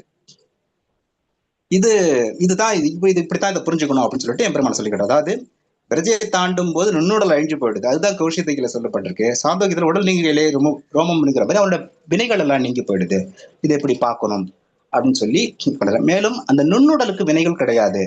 சிலருக்கு இருக்கலாம். ஃபார் எக்ஸாம்பிள் இங்க வசிஷ்டரை சொல்றாங்க. இங்க யாரெல்லாம் அது போல நுண்ணுடலோட வாழக்கூடியவங்க இருக்காங்களோ அவங்களுக்கு எல்லாம் பகவானால கொடுக்கப்பட்ட ஒரு ஸ்பெஷல் போஸ்ட் அது. அதனால அவங்க அந்த நுண்ணுடலோட இருக்கிறதுனால அவங்களுக்கு அந்த வினை பலன்கள் தொடர்பு அதெல்லாம் உண்டு. ஆனா முக்தனுக்கு அது கிடையாது. அவன் நுண்ணுடல் வந்து அவனுக்கு ஒரு ஷட்டில் மாதிரி தான், கிராஸ் பண்றதுக்கு, வெர்ஜின் நதியை கிராஸ் பண்ற வரைக்கும் அவனுக்கு இது பயன்படுது அப்படின்னு நிறுவுறாரு. அடுத்து 95வது அதிகரணம் அநியமாதிகரணம், ஒலி வழி செல்லுதல் களம். இப்போ இந்த இடத்துல எவன் ஒருவன் தன் வினைகளை நீத்து பிரம்ம முக்தனாகிறானோ அவன் அர்ச்சிராதி மார்க்கம் அடைகிறான். அர்ச்சிஷ்னா ஒலின்னு பார்த்தோம், ஒலி வழி, அப்படி ஒலி வழி போயிட்டு பிரம்மத்தை அடைகிறான். இப்ப இதுக்கு சொல்றது என்னன்னா, அந்த சீக்வன்ஸை சொல்றாங்க. வாயு, சூரியன், சந்திரன், மின்னல், வருணன், இந்திரன், அப்புறம் பிரம்மா, வைகுண்டம், இது வரைக்கும் போகுது. இது என்னன்னா, இது இந்த 2 வித்தியைகளை மட்டும்தான் சொல்லப்பட்டிருக்கு. மற்ற வித்தியைகளுக்கெல்லாம் இது பொருந்துமான்றதுதான் கேள்வி. இப்ப சாந்தோக்கியத்தை எடுத்துக்கிட்டீங்கன்னா, பஞ்சாக்னி வித்தியினால் ஸ்ரத்தையுடன் உபாசிக்கிறவர்கள் ஒலி வழியில் செல்கின்றனர் அப்படின்னு சொல்லுது. பிருகதாரண்ய உபனிஷதம் அது என்ன சொல்லுது? உபகோசல வித்தியை பத்தி பேசுறது. அப்ப இந்த உபாசனம் செய்பவர்கள் அர்ச்சிராதி வழியாக பிரம்மத்தை அடைகிறார்கள். இப்போ சகல வேதாந்த பிரத்யேதி நியாயத்துப்படி இது எல்லா உபாசனைகளுக்கும் பொருந்தும். இந்த ஒலி வழி அர்ச்சிராதி மார்க்கம்ன்றது எல்லா உபாசனைகளுக்கும் பொருந்தும். இங்க கூறப்பட்டிருக்க 2 உபாசனைகளுக்கு வித்தியைகளுக்கு மட்டும் இல்லை, எல்லா வித்தியைகளுக்கும் பொருந்தும் அப்படின்னு இங்க நிறுவப்படுது. அடுத்தது 96வது அதிகரணம் அக்ஷரத்தி அதிகரணம், அழிவற்றுள்ளமை களம். இப்ப இது வந்து யக்ஞவால்யர், கார்கி இவங்க 2 பேருடைய டிஸ்கஷன்ல இருந்து வர்றது. நம்ம ஏற்கனவே பார்த்திருக்கோம், இது அக்ஷரத்தி அதிகரணத்துல ஏற்கனவே பார்த்திருக்கிறோம். அப்போ இந்த உலகம் வந்து எதுல நிலை பெற்று இருக்கு அப்படின்னு சொல்லி கேட்கும்போது, அவர் ஊடும் பாவுமான ஒரு துணியில நெய்யப்பட்டது மாதிரி இந்த உலகம் நிலைச்சிருக்குது அப்படின்னு சொல்லி யக்ஞவால்யர் சொல்றாரு. அது எங்க இருக்கு, அந்த துணி எங்க இருக்கு அப்படின்னா, அது அக்ஷரத்தில் இருக்குது, அழிவற்றத்தில் நிலை பெற்று இருக்கிறது. இப்ப இந்த அழிவின்மைன்றது பிரம்மத்தோட ஒரு முக்கியமான குணம். இதை வந்து வித்தியில எடுத்துக்கணுமா வேணாமா? ஏன்னா இவங்க அத்வைதிகள் என்ன சொல்றாங்க, இன்மை அப்படின்றது, இன்மையை வந்து நீங்க எப்படி உங்களால உபாசனத்திற்கான ஒரு பற்றுக்கோடா எடுத்துக்க முடியும்? பருமனற்றவன், அணுவற்றவன், இல்லை இல்லை இல்லை அப்படின்னு வர்றதுனால அதை எப்படி பற்றுக்கோடா எடுத்துக்க முடியும் அப்படின்னு சொல்லி கேட்கிறாங்க. எம்பெருமானார் என்ன சொல்றாரு, இல்லை அப்படின்னா தீய குணங்கள் இல்லை, நல்ல குணங்கள் நிறைய இருக்குது, அப்போ அது பற்றுக்கோடா ஆகுது. அதனால இந்த முண்டகோபனிஷத்துல சொல்லப்பட்டிருக்கிற பரவித்தியின் உபானத்தால அழிவற்றது அடையப்படுகிறது அப்படின்னு ஏற்கனவே சொல்லப்பட்டிருக்கு. அதனால இந்த குணம் எல்லா வித்தியிலும் எடுத்துக்கொள்ளப்படணும் அப்படின்னு சொல்லி எம்பெருமானார் நிறுவுறாரு. அடுத்த அதிகரணம் 97 அந்தரத்வாதி கரணம், அனைத்துள்ளும் உறைவோன் களம். இப்ப இதுல வந்து ஒரு சின்ன ஸ்டோரி ஒண்ணு வருது. இது ஏற்கனவே இந்த யக்ஞவால்யர், கார்கி அந்த கதையில பார்த்தோம். இப்ப அதுல என்னன்னா, ஜனகர் அவர் என்ன பண்றாரு, தன்னுடைய சபையில 1000 பசுக்கள் அதனுடைய கொம்புகள்ல பொற்காசுகளை கட்டிட்டு உங்கள யார் அறிஞரோ அவரை ஓட்டிட்டு போறான்னு சொல்றாரு. அப்போ ஒரு ஆர்குமெண்ட் ஸ்டார்ட் ஆகுது. அதுல வந்து 2 முக்கியமான முனிவர்கள் கேட்கக்கூடிய கேள்விக்கு இங்க வந்து டிஸ்கஸ் பண்றாங்க. ஒண்ணு உஷஸ்தர், இன்னொருத்தர் வந்து கஃபோலர். உஷஸ்தர் என்ன சொல்றாரு, என்ன கேள்வி கேட்கிறாருன்னா, எல்லாவற்றிலும் உள்ளுரைபவன் யார், புலன்களால் அறியப்படும் பிரம்மம் எது, ஆத்மாவில் உரைபவன் யார், இது அவருடைய கேள்வி. இதுக்கு யக்ஞவால்யர் பதில் சொல்லும் போது என்ன சொல்றாரு, உன்னுள் உரையும் ஆத்மா எதுவோ அவரே எல்லாவற்றுள்ளும் உரைகிறார், பிராணிகளை மூச்சு விட செய்பவன் எவனோ அவனே அங்க இருக்கிறான், அப்புறம் எங்கும் நிறைந்திருப்பதும் அவர் ஒருவரே அப்படின்னு சொல்லி அவரு சொல்றாரு. இப்ப இந்த பிராணிகளை மூச்சுடை சொல்வன் அப்படின்னு சொன்ன உடனே மாற்றுக்கருத்துடைய என்ன சொல்றாங்க, இது வந்து ஜீவாத்மா தான், இது பரமாத்மா கிடையாது அப்படின்றாங்க. இல்ல இது பரமாத்மாவை தான் குறிக்குது. ஏன்னா இங்க சொல்லப்பட்டிருக்க பண்புகள் எல்லாமே பாத்தீங்கன்னா எல்லாவற்றிலும் உரையக்கூடியது வந்து ஜீவாத்மாவை இருக்க முடியாது, அது பரமாத்மாவை தான் இருக்க முடியும். பிராணிகளை மூச்சு விட செய்யறது ஜீவாத்மாவை இருக்க முடியாது, அது வந்து பரமாத்மா தான். அது மட்டும் இல்லாம ஒரு பிராணியை எடுத்துக்கிட்டீங்கன்னா அது ஆழ்ந்த உறக்கத்துக்கு போகுது, மயக்கத்துக்கு போகுது, இப்படி பல நிலைகள்ல ஜீவாத்மா தூங்கிடுச்சுன்னா எப்படி அதால மூச்சு விட முடியும்? அதை இயக்குறது வந்து நிச்சயமா பரமாத்மா தான் அப்படின்றத இந்த இடத்துல நம்ம புரிஞ்சுக்க முடியுது. அடுத்து கஹோலர், அவருடைய கேள்வி வருது, புலன்களால் அறியப்படும் பிரம்மத்தை காட்டுக, புலன்களால் அறியப்படும் பிரம்மத்தை காட்டுக, இதான் கேள்வி. இதுக்கு பதில் சொல்லும்போது, எல்லாருக்குள்ளும் உரைபவன் எவனோ, எவன் பசி, தாகம், சோகம், நரை, திரை, முப்பு, இறப்பு இவற்றை அறிவதில்லையோ அப்படிப்பட்டவனை ஆத்மாவை உபாசித்து இவ்வுலக ஆசையை துறக்கின்றனர் அப்படின்னு சொல்லி பிடிக்குது. இது வந்து எல்லாம் கிளியரா தெரியும், இது பரமாத்மா தான். ஏன்னா இந்த பசி, தாகம், இந்த குணங்கள் எல்லாம் பேசுறதுனால அது பரமாத்மா தான் அப்படின்றது வெளிப்படையா தெரியுது இந்த குணங்கள்ல. சோ இதுல இருந்து எல்லாத்துள்ளையும் வரைபவன் பிரம்மம், பரபிரம்மம் அப்படின்றது இது சொல்லப்பட்டிருக்கு. இப்போ இது இந்த எல்லாத்துக்குள்ளும் இறைவன் அப்படின்னு எடுத்துக்கிட்டா, இங்க சங்கரருடைய ஒரு விஷயத்த வந்து எம்பெருமானார் எடுத்து காட்டுறாரு. சர்வம் கல்விதம் பிரம்மக, யாவும் பிரம்மத்தால் கற்பனை செய்யப்பட்டவை என்றது அந்த அத்வைதம் சொல்றது. எம்பெருமான் இல்ல அதை எப்படி பார்க்க கூடாது, இதம் சர்வம் பிரம்மம் கலு, யாவும் பிரம்மமே என்றோ அப்படின்னு சொல்லி அவர் புரிய வச்சு இங்க அனைத்துள்ளும் விரைவோன் அப்படின்றது யாருன்னா அந்த பரமாத்மா தான் அப்படின்றத நிறுவுறாரு. அடுத்ததாக 98வது அதிகரணம் காமாத்திய அதிகரணம், விரும்பும் விரும்பப்படும் களம்.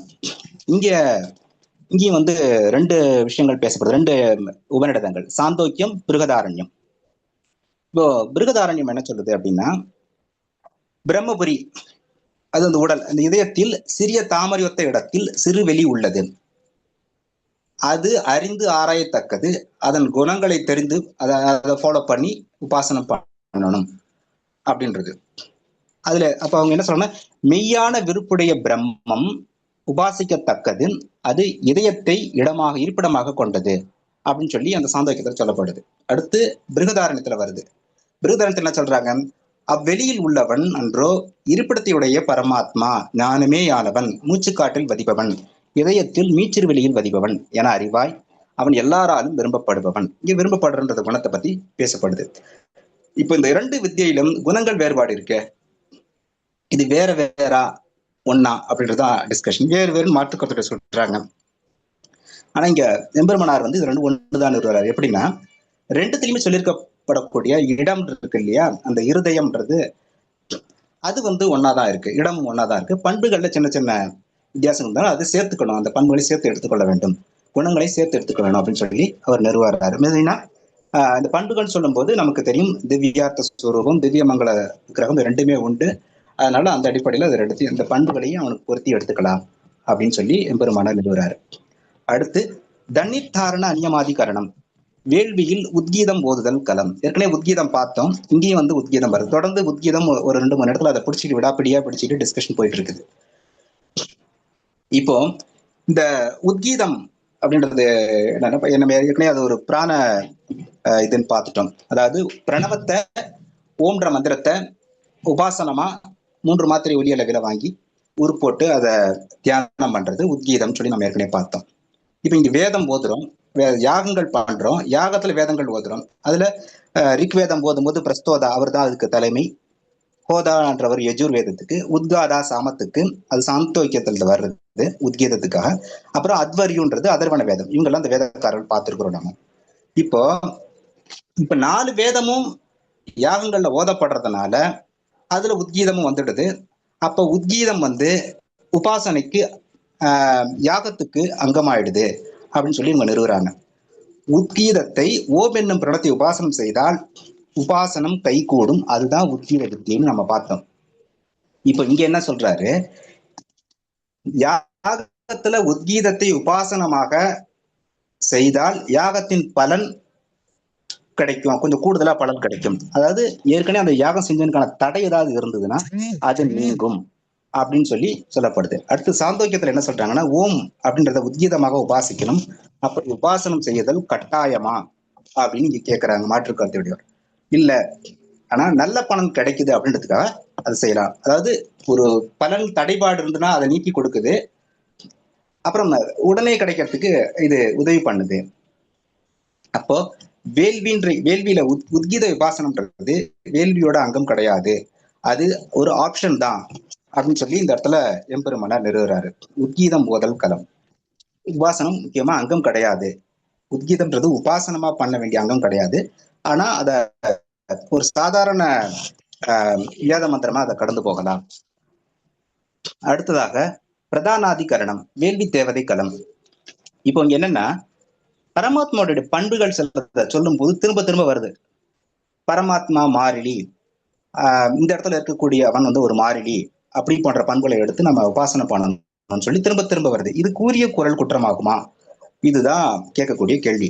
எம்பெருமானார் என்ன சொல்றது, சடங்கியல்ல இதே போல வருது, திரும்ப திரும்ப சொல்றது. அங்க என்ன பர்பஸ்க்காக சொல்றாங்கன்னா, மனதுல நன்கு பதியறதுக்கும் நமக்கு அதோட நோக்கத்தை நல்லா ஆழ்ந்து வலியுறுத்ததுக்காகவும் சடங்கியல்ல இது நடைமுறையா இருக்கு. அதே தான் இங்கேயும்.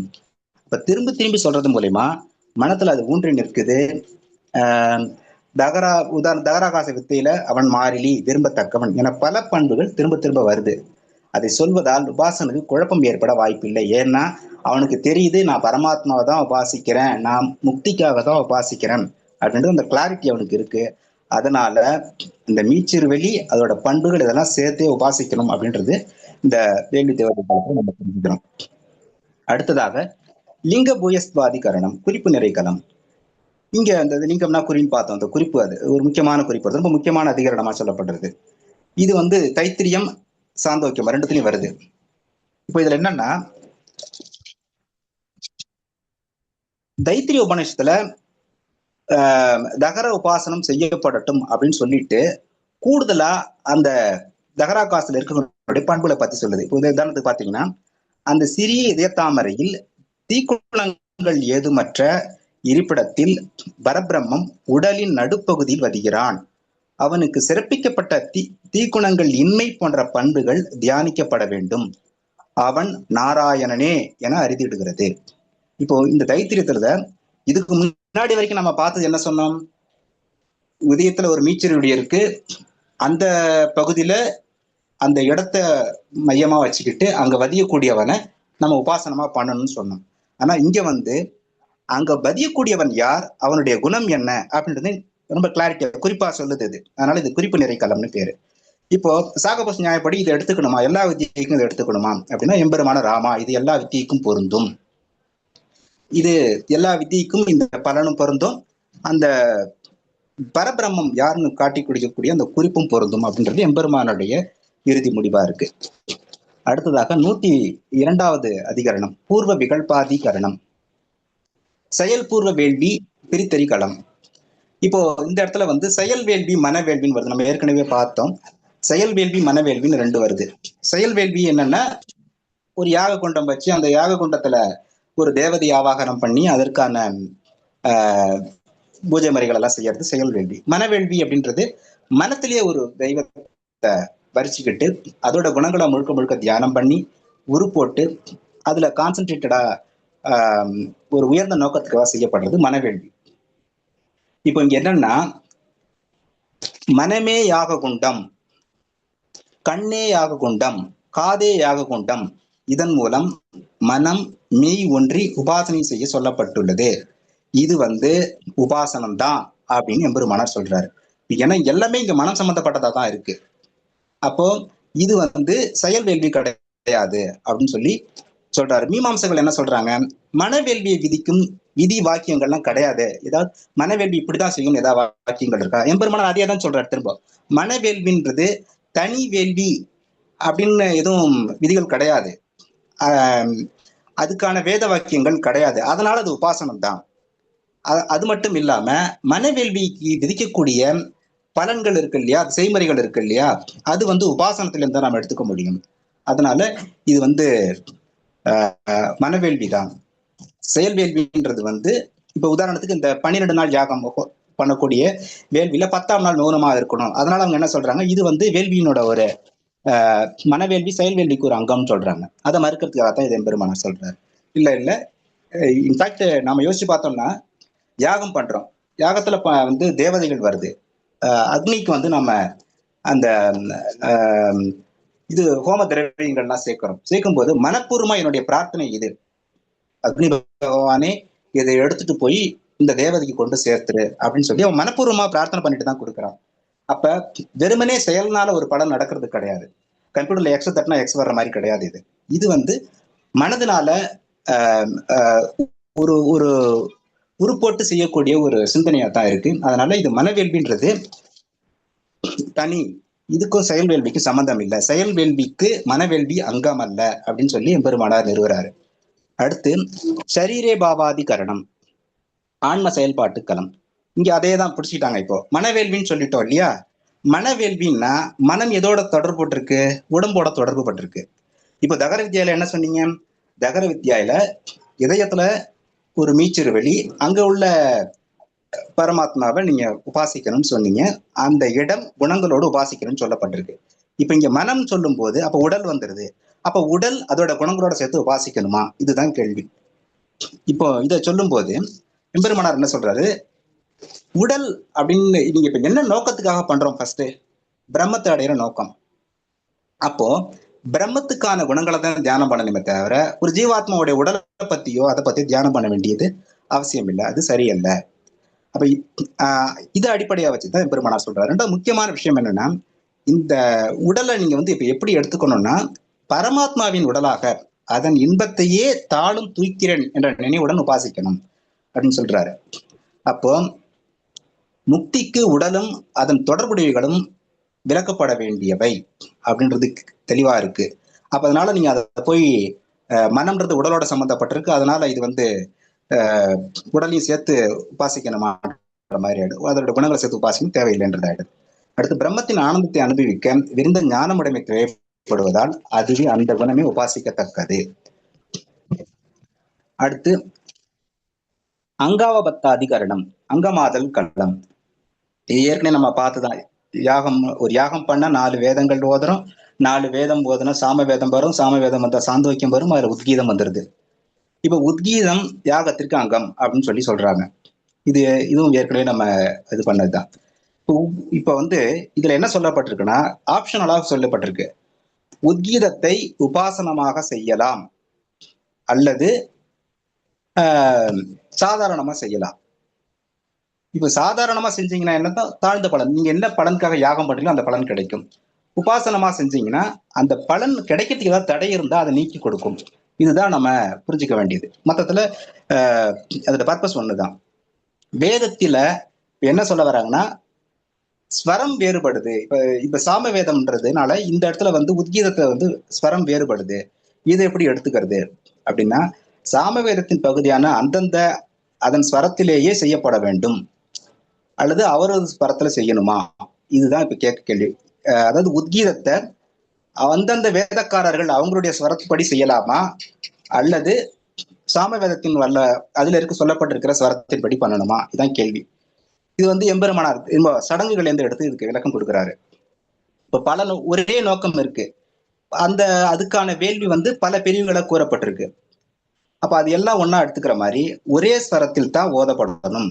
உத்கீதம் எல்லா வேள்விகளிலும் அங்கமாயினும் உபாசனையாக செய்யப்பட வேண்டியதில்லை, எனவே வேள்வி உபாசனத்தின் அங்கம் அல்ல அப்படின்னு எம்பெருமானார் மீண்டும் சொல்றாரு. திரும்ப கடைசியாகவும் இதே ஆர்குமெண்ட்டுக்கு அவங்க வருவாங்க வேற ஒரு வழியில.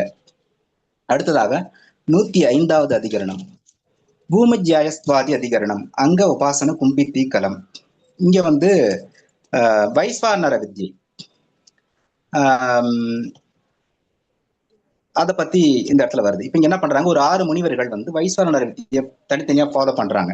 இப்ப அவங்களுக்குள்ள ஒரு திருப்தி இல்ல, இதை கிளாரிஃபை பண்ணிக்கலாம் அப்படின்னு சொல்லிட்டு எங்க போலாம்னா, ஒரு அரசன், அஸ்வபதினு ஒரு அரசன் இருக்கிறான், அவன் வைஸ்வானர வித்தியை ஃபாலோ பண்றான்னு தெரிஞ்சுக்கிட்டு அவன்கிட்ட போறாங்க. இப்ப போறவங்க யாருன்னா பிராசீன சாலர். இவர் வந்து என்ன பண்றாரு, இவருடைய வைஸ்வானர வித்தியை எப்படி இருக்குன்னா, பிரம்மத்தை மேலுலகாக வரிசைக்கிட்டு அவர் உபாசனை பண்றாரு. யஜ்ஞர் சூரியனாக வரிசைக்கிட்டு உபாசனை பண்றார். இந்திரத்யும்னன் மூச்சு காற்றாக, ஜனர் ஆகாயமாக, குடிலர் தண்ணீராக, ஆருணி நிலமாக. இப்ப இவங்க 3 பேரும் போய் அந்த அரசனை சந்திக்கிறாங்க. அரசன் என்ன சொல்றான், 3 பேர்த்தையும் தனித்தனியா கேட்டுட்டு, சரி நீங்க எல்லாம் பண்றீங்க, இதுக்கு இந்தந்த பலன் கிடைக்கும் அப்படின்னு உலகியல் பலன்களா சொல்றாரு. பிரம்மத்தை பலனா அவர் சொல்லல. ஏன்னா இவங்க அங்க உபாசனைகளை ஈடுபடுறாங்க. ஒவ்வொரு பிரம்மத்தோட அங்க உபாசனை இப்ப அந்த பூம வித்யால பார்த்தோம் இல்லையா, அறப்பெரியவன் அப்படின்னு சொல்லிட்டு, அது மாதிரி மொத்தமா நீங்க பார்க்கணும்.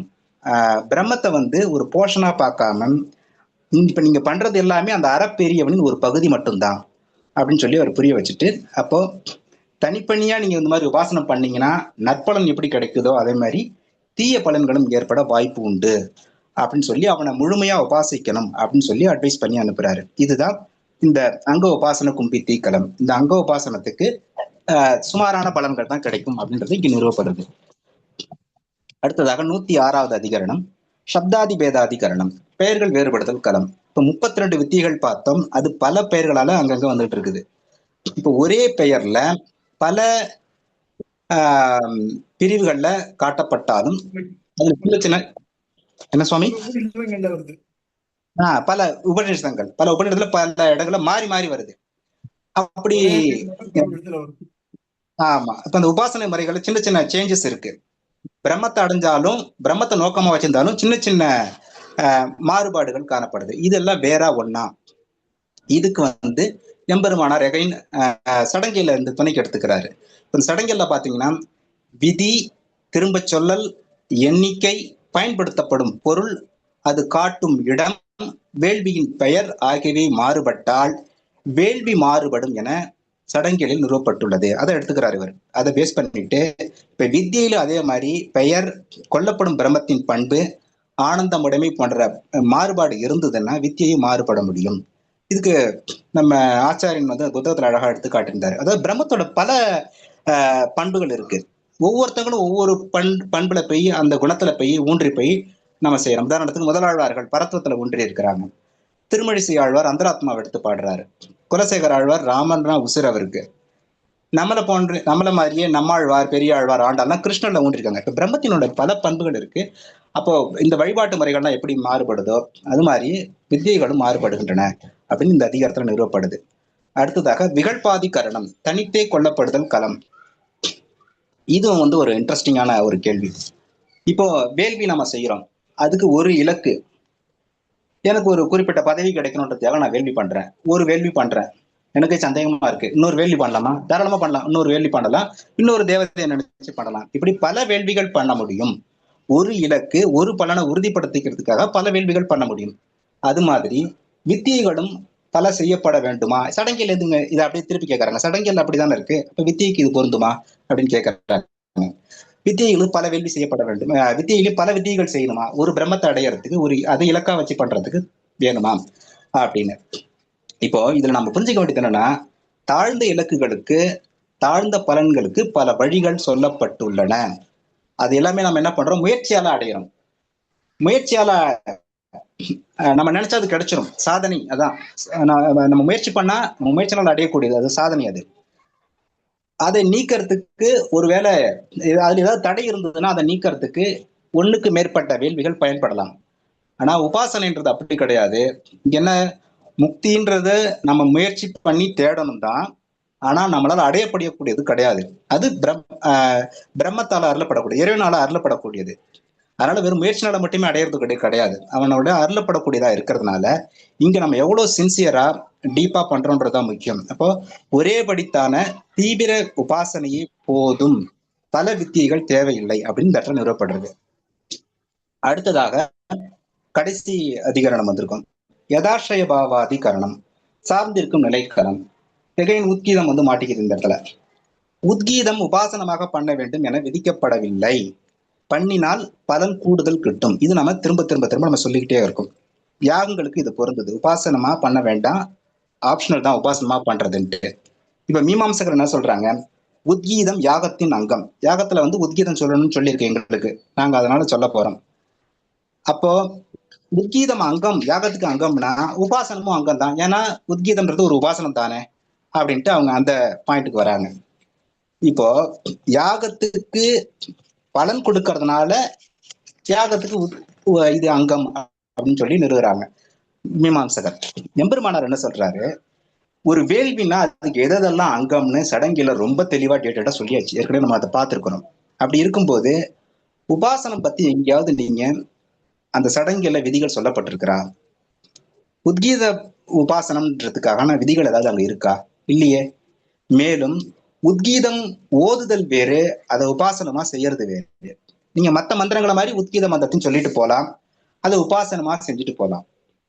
அப்போ வேள்வின்றது தாழ்ந்த பலனால சொல்லப்படுறது, உபாசனம்ன்றது பிரம்மத்தை அடைவிக்கிறதுக்காக செய்யப்படுறது. எனவே உபாசனம்ன்றது ஒருபோதும் வேள்விக்கு அங்கம் அல்ல, வேள்வியை சார்ந்ததல்ல அப்படின்னு எம்பெருமானார் நிறுவுறார். ஸோ இதுவரைக்கும் இந்த குணோபசம்ஹார பாதம், மனவேள்வி செயல்வேள்வி ஒப்புநோக்கு களத்துல இந்த 26 அதிகரணங்களை நம்ம பார்த்தது. வெவ்வேறு வித்தியைகளை எப்படி புரிஞ்சுக்கணும், வெவ்வேறு வித்தியைகளுடைய முக்கியமான பண்புகளா எதை எடுத்துக்கணும், எதை எடுத்துக்கிட்டா உயர்ந்த பலன்கள், எதை எடுத்துக்கிட்டா தாழ்ந்த பலன்கள், இதையெல்லாம் எம்பெருமானார் இந்த பகுதிகளை நமக்கு புரிய வைக்கிறாரு.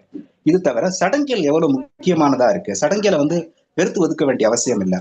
அதை வந்து இங்க எப்படி முறைப்படி கை கொள்ளணும், இந்த இடத்துல அதை எப்படி நம்ம அதை பயன்படுத்திக்கிறோம், நம்மளுடைய முன்னெடுத்துக்கு அதை எப்படி பயன்படுத்திக்கிறோம் புரிஞ்சு பார்த்துக்கிறதுக்கு அப்படின்றது இந்த இடத்துல ரொம்ப விரிவா புரிஞ்சுக்க முடியுது. இவ்வளவு டீட்டெயில்டா, எவ்வளவு கான்சென்ட்ரேட்டடா ஒவ்வொரு வித்தியும் செய்யப்படணும் அப்படின்றதுக்கான இடங்களாகவும் இங்க நம்ம பார்க்க முடியுது.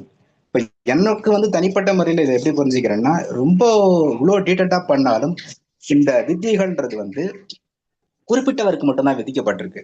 இது அவங்களாலே இதை செய்ய முடியுமா அப்படின்றது ரொம்ப ஒரு அவ்வளோ நுண்ணிய விஷயங்கள்லாம் இதுல இருக்கு. இன்னைக்கு அது வந்து ரொம்ப ஒரு ஒரு என்ன சொல்றது, அறிவிக்கப்படுறதுல ரொம்ப கஷ்டமா இருக்கு. அதை சொல்லிக் கொடுக்கறது கூட ஆட்கள் இல்லை அப்படின்ற நிலைமையில தான் இருக்கிறோம். அப்ப எம்பெருமானுடைய தரிசனத்துல வந்து இந்த சரணாகதின்றது வந்து எவ்வளவு முக்கியன்றதை இது மூலியமா நம்மளால புரிஞ்சுக்க முடியும்னு தோணுது. எனவே நண்பர்களுக்கு, வாய்ப்பளித்த நண்பர்களுக்கு நன்றி. சுவாமி ஏதாவது குறைகள் இருந்தா சொல்லலாம். சரியா சொன்னீங்க. ஆனா இது கொஞ்சம் பெரிய பாதம், இருக்கிறதுக்குள்ளே பெரிய பாதம் இதுதான். இதை வந்து ஓரளவுக்கு நான் சொல்லிட்டு இருக்கேன், அது பரவாயில்ல இல்லை. ஒரே ஒரு விஷயம் என்னன்னாக்க, நோக்கம் என்ன? வேள்வியா இருந்ததுனாக்க, செயல் வேள்வியா இருந்ததுனாக்க அது நோக்கம் உலகியல் பெயர் தான். மனவேள்வியா இருந்ததுனாக்க நோக்கம் முக்தி தான். ஸோ இப்போ இந்த மனவேள்வியினுடைய சில பகுதிகள் செயல்வேள்வி சொல்லப்பட்டாலும் அதனால மனவேள்வி செயல்வேள்விக்கு பகுதியாக ஆகாது, அது வேற. அதனால கீதம்ங்கிறது பை சான்ஸ் சாந்தோக்கியத்தில் இருக்கு, சாந்தோக்கியம் யாகத்தில் சொல்லப்படணும் அப்படிங்கிறதுனால அந்த ஒரே காரணத்தினால அதை எடுத்து சொல்ல வேண்டிய தேவையில்லை. அதனால ஆனா மனவேள்வியினால கிடைக்கக்கூடிய பலன் என்னன்னாக்க முக்தி தான். ஆகவே முக்திக்கு முயற்சிக்கிறவன் இந்த யாகைகளை பத்தி கவலைப்பட வேண்டாம். ஆனா அதில் வழிகாட்டுதல் அதை எடுத்துட்டு அதுபடி நம்ம செய்யணும் அப்படிங்கிறத சொல்லுங்க. நிறைய வித்தியைகள் ஒரே பெயரோட இருக்கு, இதெல்லாம் எப்படி எடுத்துக்கிறது? வெவ்வேறு பேரோட ஒரே நோக்கோட இருக்கு, அதெல்லாம் எப்படி எடுத்துக்கிறது அப்படிங்கிறதெல்லாம் சொல்றேன். இது முக்கியமான பகுதி என்னன்னு, தகர வித்யா அப்படிங்கிறத 2 இடத்துல சொல்லி சாந்தோக்கியத்திலும் இதுலயும் தைத்திரிய உபனிஷத்துல சொல்லிருக்கு.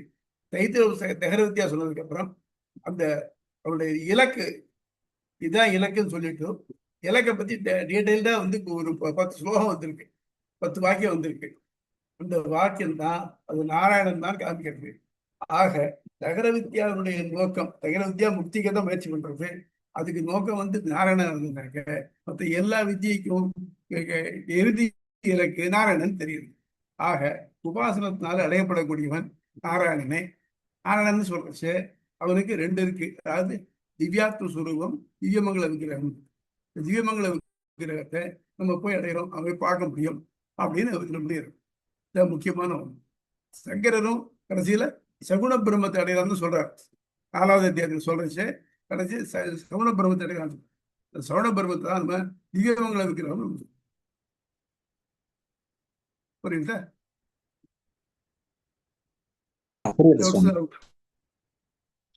நானா சொன்னீங்க. ஆக்சுவலி நீங்க எப்படி முடிக்க போறீங்களோ இதுவும் முடியுமான்னு நினைச்சிட்டு இருந்தேன். எல்லா வேலையும் நல்லா பண்ணிட்டீங்க. ஓரளவுக்கு முக்கியமான பகுதியை மட்டும் எடுத்து பெருமா சொல்லிட்டீங்க. இட்ஸ் வெரி நைஸ் சுவாமி. ஆமா, ரொம்ப வந்து அழகா வந்து ஸ்டிபுலேட்டட் டைம்ல முடிச்சிட்டாரு. ரொம்ப அழகா. ஆமா, இட்ஸ் வெரி டிஃபிகல்ட் போர்ஷன். ஏன்னா இது வந்து நேர உபாசனத்துல, ஆனா அதுக்கு வந்து டைரக்டா அதுல என்னெல்லாம் வரலாம் என்ன வரக்கூடாது அப்படிங்கிறத சொல்றதுனால அது கொஞ்சம் சிரமமான பகுதி தான். நல்லா சொல்லிட்டார். எஸ், ரொம்ப வெரி நைஸ். என்ன டவுட்? ரொம்ப ஹார்ட் ஒர்க், நிறைய வந்து பேக்ரவுண்ட்ல ஒர்க் பண்ணிருக்காருன்னு தெரியறது சுவாமி. ஆமா, இட்ஸ் நாட் சோ. ஏன்னா அட்ட ஸ்ட்ரெச்சா இவ்வளோ அதிகரணங்களை கவர் பண்றதுன்றது வந்து it is great effort actually. It's very nice Swami. ரொம்ப கிறிஸ்டல் கிளியரா சொன்னாரு. வெற்றி ரொம்ப நல்லா இருந்தது. இதோட அப்படியே கண்டினியூஷன் தான் என்னதுல வருது அங்கபாதம். இதையே திருப்பி சொல்றோம். இத வந்து முக்திக்கு இலக்கு. ஆமா, இதேதான் எக்ஸாக்ட்லி. இதை கொஞ்சம் மாத்தி சொல்ற மாதிரி இருக்கு. ஜெய்மினி என்ன சொல்றாரு, அதுக்கப்புறம் பாதராயனர் என்ன சொல்றாரு, இந்த உத்கீதத்தை என்ன சொல்றாரு, வேள்விக்கு உத்கீதம் இது what is the subset of உத்கீதத்துக்கு வேள்வி சப்செட்டா, இது வந்து வேள்விக்கு உத்கீதம் சப்செட்டா, இது அது உள்ள வருமா அது இது உள்ள வருமா அப்படின்லாம் டிஸ்கஸ் பண்றாரு. ரொம்ப இன்ட்ரெஸ்டா இருந்தது. வெற்றியோட சாப்டரே தான் இது. அடுத்தது ரொம்ப நல்லா இருந்தது. வெற்றி ரொம்ப நல்லா இருந்தது. நீங்க சொல்ல நான் இந்த இது பண்ணது கொஞ்சம் புரிஞ்ச மாதிரி இருந்தது. நெக்ஸ்ட் சாப்டர் சீபாஷம் படிக்கிறவாளே குணவசமகாரம் பாதம் முடிஞ்சிருந்தாங்க ஒரு பெருமூச்சு விட்டு போகலாம்.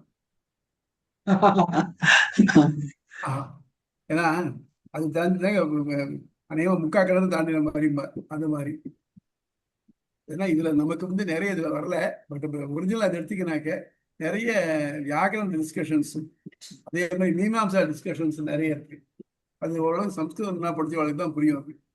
ஆனால் நம்ம பொறுத்த மட்டும் நமக்கு நம்முடைய இது இலக்கு அடையறதுக்கு இதுதான் மனவேள்வி தான் முக்கியம் அப்படிங்கிறது அதுல அசட்டையான ஆணை அடிச்ச மாதிரி சொல்லும். மற்றது எல்லாத்தையும் எடுத்து கழிக்கிறது அவ்வளவு. சரி, யாருக்காவது டவுட் உண்டா?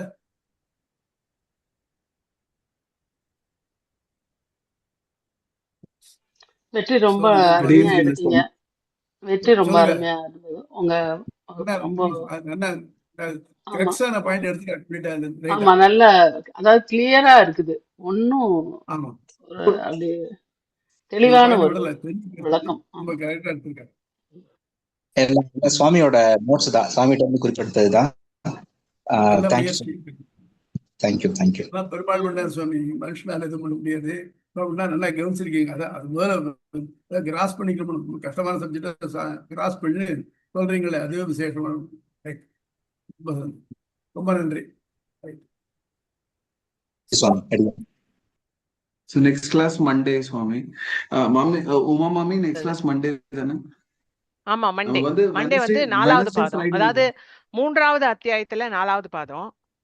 ஆமா, மண்டே நமக்கு வந்து Wednesday Friday இல்ல, கரெக்ட்டா? அடுத்தது அடுத்தது உங்களுக்கு போட்டிருக்கேனே, நீங்க வந்து ஊருக்கு போறீங்க இல்லையா, எல்லாம் முடிச்சிட்டு 21st வரும். அடுத்த மண்டே தான் வரும். ஏன் ஃப்ரைடே வச்சுக்கலாமே? அடியன் ஃப்ரைடே அவைலபிளா இருக்கு. இல்ல, நான் ஃப்ரைடே வைக்கல, இருக்கட்டும். நீங்க ஏன்னா நீங்க 18 நம்ம தான் திரும்பி வரீங்க. சரி, இல்ல, அடியன் ஏற்கனவே ப்ரிப்பேர் பண்ணிருக்கேன் மாமி. சோ அதனால வந்து I am fine to no take the class on 19th. அதுதான் சொல்றேன். சரி,